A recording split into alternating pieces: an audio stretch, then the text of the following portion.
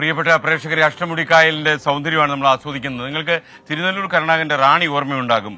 അങ്ങോട്ട് നോക്കിയാൽ ദൂരെയല്ലാതൊരു പച്ചൻ തുരുത്തത കാണാം.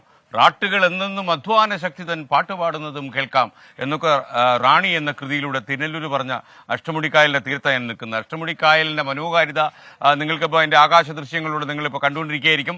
പ്രിയപ്പെട്ട പ്രേക്ഷകരെ, അപ്പോൾ ഇവിടെ കാണുന്ന ഒരു സ്ഥലത്ത് കണ്ടില്ലേ, അവർ കൊഞ്ചിനെ പിടിക്കുകയാണ്. ഈ കൊഞ്ചിനെ പിടിക്കുന്ന അതിന്റെ ദൃശ്യം നിങ്ങൾ കാണുക. എന്തെല്ലാം രീതിയിലുള്ള കലാപരിപാടികളാണ് നമ്മുടെ നാട്ടുകാർ നടത്തുന്നത്. അപ്പോൾ ഇവിടുത്തെ കായലോളങ്ങളിൽ, ഇവിടുത്തെ തിരയിളക്കങ്ങളിൽ ഒരുപാട് മനുഷ്യരുടെ ജീവിതമുണ്ട് എന്ന് നമ്മൾ ഇവിടെ തിരിച്ചറിയുന്നു. അപ്പോൾ അഷ്ടമുടിക്കായലിന്റെ തീരത്ത് നിന്ന് മറ്റൊരു കൗതുകരമായ കാഴ്ചയിലേക്ക് നമ്മൾ പോകുന്നു. ജെറ്റ് സ്കീയും ഫ്ലൈ ബോർഡും നിങ്ങൾക്കറിയുന്നറിയില്ല.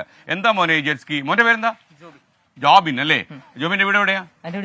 ഈ കണ്ണട എവിടെ നിന്ന് വാങ്ങിച്ചു? സൂപ്പർ ആയിട്ടുണ്ട് മോനെ. ആ മുടിയുടെ ഹളിങ്ങും അതിന്റെ കീഴിൽ ഒരു കണ്ണടയും അതിന്റെ കീഴിൽ നല്ല മനോഹരമായ പല്ലുകളും എല്ലാം കൊണ്ട് ആകെ മാനുഫാക്ചറിങ് സൂപ്പർ ആയിട്ടുണ്ട്. ഓക്കെ, വീട് എവിടെയാ?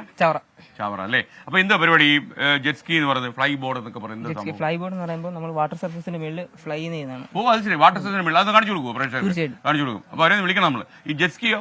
ജെറ്റ് സ്കീ ഓട്ടോമാറ്റിക്കലി ഇതിലേക്ക് മൂവ് ചെയ്യുന്നു. സ്പീഡ് ബോട്ട് പോലെ മൂവ് ചെയ്യുന്നതാണ്. അത് വളരെ സ്പീഡില്. അപ്പൊ നമ്മൾ ആദ്യം ഏതാ കാണിക്കാൻ പോകുന്നത്? Fly board. അപ്പൊ ഫ്ലൈ ബോർഡ് വരട്ടെ. ഇന്ദ്രജാലത്തിലൂടെ ഗോപിനാഥ് മുതുകയുടെ മോഡലാണ് വരാൻ പോകുന്നത്. ഓക്കെ, വരട്ടെ.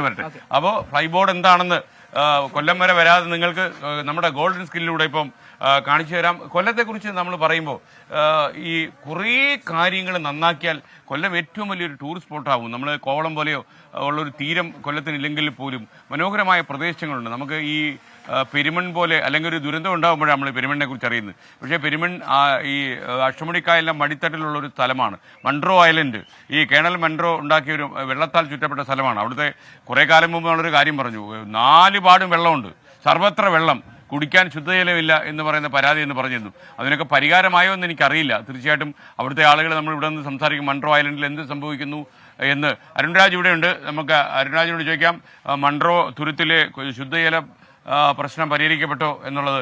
വരൂ അരുൺരാജ്, ഓടി വരൂ. നാളെയാണ്. അരുൺരാജ്, നമ്മുടെ മൺട്രോ തുരുത്തിൽ നമ്മൾ അന്ന് പോയപ്പോഴേ ഇവിടെ അവര് ശുദ്ധജലമില്ല എന്ന് പറഞ്ഞു. 4 പാടും വെള്ളം. നമ്മൾ പെരുമണ്ണ് ശുദ്ധജല പ്രശ്നം ഉണ്ടായിരുന്നു. ആ വാർത്ത വന്ന് എന്നോട് അവിടുന്ന് തന്നെ നമ്മുടെ പ്രാദേശിക ലേഖനം പറഞ്ഞത്, വാർത്ത വന്ന് ഈ പെരുമഴക്കാലം പോലെ തന്നെ വെള്ളം പൈപ്പുകളിൽ എത്തി എന്നുള്ളതാണ്. അതിനുശേഷം വേറൊരു പ്രശ്നം, ഈ വാർത്ത വന്നതിന്റെ തൊട്ട് പിന്നാലെ നമുക്ക് എത്തുന്ന കോളുകൾ കൂടുതലാണ്. കാരണം മയ്യനാട് പ്രദേശം, കൊട്ടിയം പ്രദേശങ്ങളിലടക്കം പല വീടുകളിലും വെള്ളം എത്തുന്നത് യാഥാർത്ഥ്യം തന്നെയാണ്. പല പ്രദേശങ്ങളിലും ഈ പ്രശ്നം നിലനിൽക്കുന്നുണ്ട്. പക്ഷേ അവിടെ വെള്ളം കിട്ടി. മറ്റുള്ള സ്ഥലത്തും വെള്ളം കിട്ടും നമുക്ക് പ്രതീക്ഷിക്കാം. അപ്പൊ ഈ 24-ലൊക്കെ പറഞ്ഞ ആൾക്കാർ നോക്കുന്നുണ്ട് കേട്ടോ. അത് നമുക്ക് സന്തോഷമുള്ള ഒരു കാര്യമാണ്. അപ്പൊ നമുക്ക് മറ്റേ പയ്യൻസ് അങ്ങോട്ട് പോയി, എടാ മോനെ കുട്ടാ ഓടി വാടാ ചക്കരെ. അപ്പോ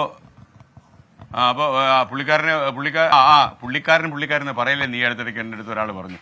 പുള്ളിക്കാരി, നമ്മൾ ഈ കൊല്ലത്തുകാരി വെറുതെ ഉപയോഗിക്കുന്ന സംഭവം കേട്ടോ. ആദരണീയൻ എന്ന അർത്ഥത്തിൽ തന്നെയാണ് ഈ പുള്ളിക്കാരൻ എന്നൊക്കെ പറയുന്നത്. ബഹുമാനിയാ വാ, അവൻ്റെ പെർഫോമൻസ് നമുക്കൊന്ന് കാണാം.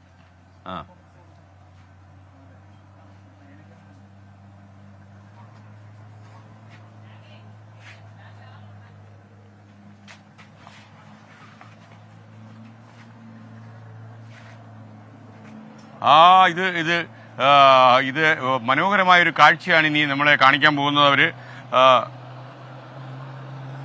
അപ്പൊ നിങ്ങൾ അടുത്ത് നിന്ന് നോക്കിക്കോളൂ. ജെറ്റ് സ്കീയും ഫ്ലൈ ബോർഡും എന്താന്ന് നമ്മൾ അറിയാതെ പോയെന്നുണ്ടെങ്കിൽ ഇപ്പോ ഒരു പൊങ്ങും ആകാശത്തോട്ട്.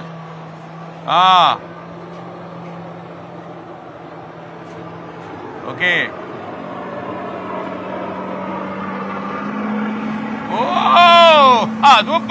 സൂപ്പർ അണ്ണ ആള് പുലിയണ്ണ. എനിക്കൂടെ അതിനകത്തോട്ടൊന്ന് കയറാൻ പറ്റിയായിരുന്നു. സൂപ്പർ ആയിരുന്നു കേട്ടോ. ചേട്ടാ ഇങ്ങോട്ട് പോയാ ചേട്ടാ, ഞാനിവിടെ വേണം അതിനകത്തോട്ട് കയറിയിരിക്കാം.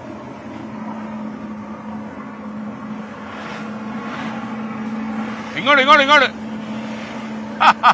സൂപ്പറായിട്ടുണ്ട്. എന്നെ നനയ്ക്കരുത് കേട്ടോ, എന്നെ നനയ്ക്കരുത്. കിടിലമായി. ഓ, ഇത് നല്ല കാഴ്ചയാണ്. ഓക്കെ. ഓ, അതിൽ മഴവില്ല് വിരിയുന്നു.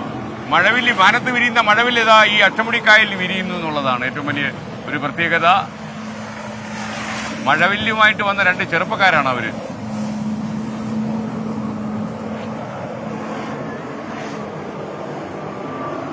Okay okay okay. നമ്മളോട് എനിക്ക് അതിനകത്തൊന്ന് കയറണം കേട്ടോ.